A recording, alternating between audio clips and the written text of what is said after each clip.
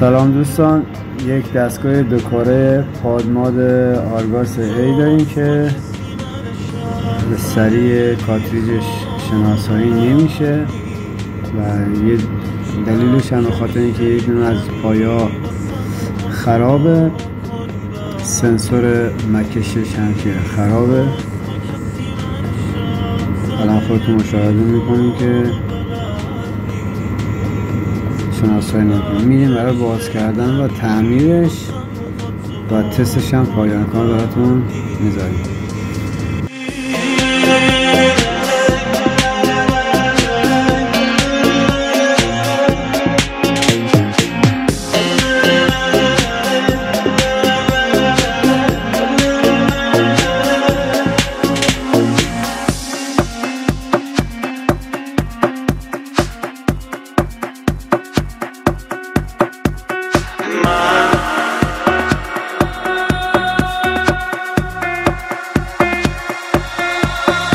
یکی بود فقط با یکی بود غلط، اون یکی داشت آتش ولی رسید به تش. یکی میگفت هست که نیست، یکی میگفت نیست که هست.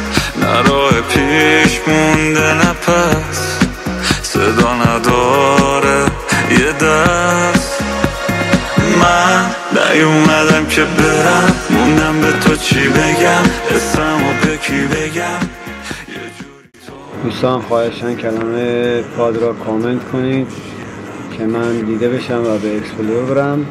اینم پایان کار، دستگاه تست میکنیم.